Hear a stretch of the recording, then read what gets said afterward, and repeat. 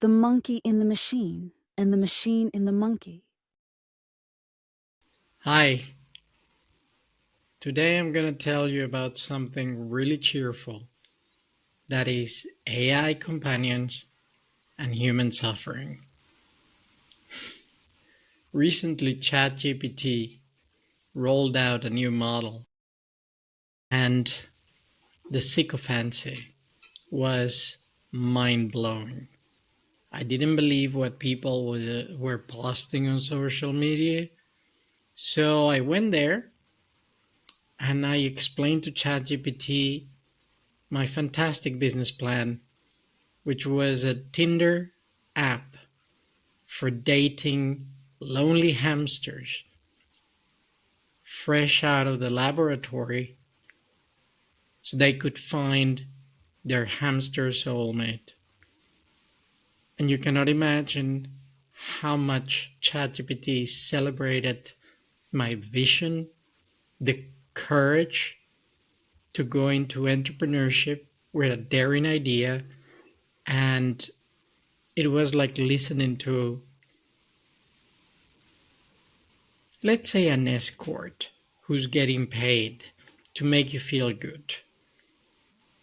And the thing went so bad with users that Sam Altman, the head of OpenAI, the makers of ChatGPT, had to roll it out. I'm placing on the screen his post on X social media, and it took only a few days. The thing is that, contrary to what many people think and said and complained, X is a microcosm, but of certain demographic. The reality is that a lot of people loved it. And when thinking about this, I came up with an interview with Mark Zuckerberg, the head of Meta, the maker of Llama, a competitor of ChatGPT.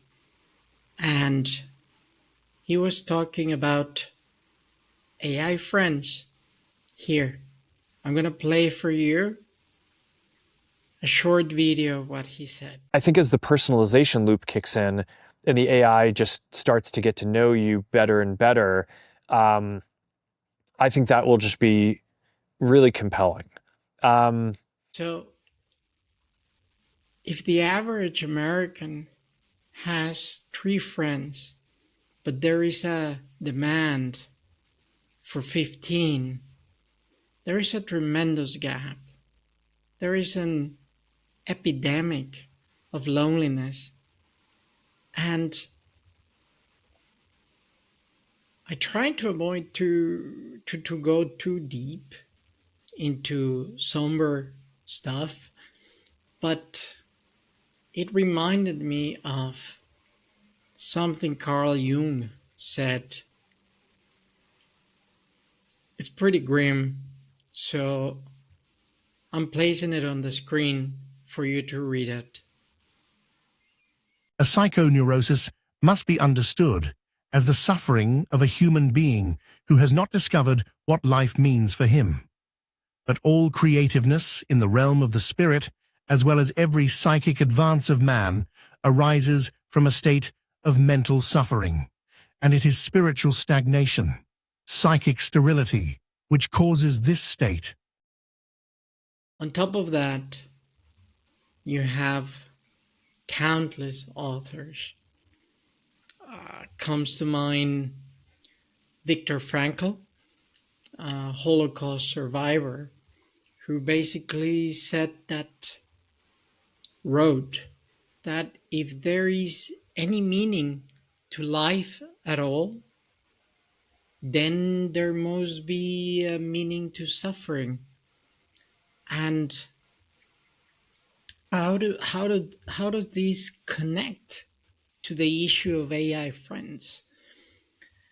There is a scientist, forget the first name, but the last name is Bowlby wrote a fantastic book or series of books called Attachment and Laws, where he studied the issue of proximity between humans and how crucial it was for emotional regulation.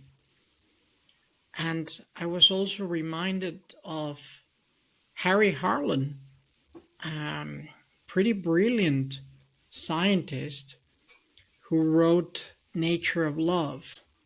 He did an extensive study where orphan monkeys who were attached to a substitute mother developed way different than other orphan monkeys due to the contact with another one of his species.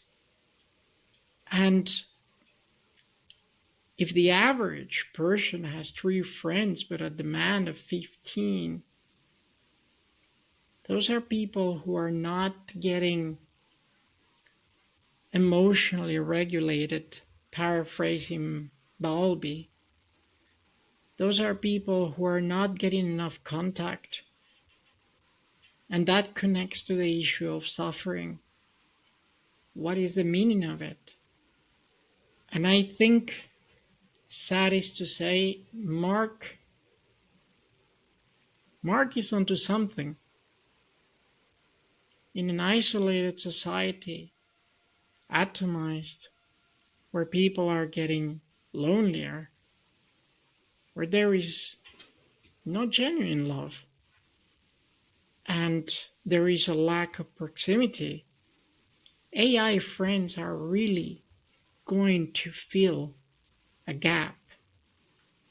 And people will flock into that crutch to fill in the void in their lives. But it's going to lack the contact, it's going to lack the proximity. And in the months and years to come, with the arrival of AI friends, hyper-personalized deep memory, large language models that will pretty much do what the rollback ChatGPT model did, hopefully in a smarter way. It's going to be everywhere. And it's going to temporarily fill a void. But it will result, and I'm not making a prediction, I don't have a crystal ball, but the mental health epidemic that the world is already experiencing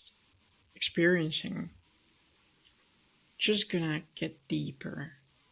And this is a dark side of technology that will permanently touch human nature in a way that I am not so sure can be backtracked. Have a look into it, and please consider carefully getting too attached to what should be a tool to help you be productive or produce wonderful things or in shorter time. It's not your friend, the AI toy that you're using. It is a tool, and I hope you make good use of it. Have a nice day.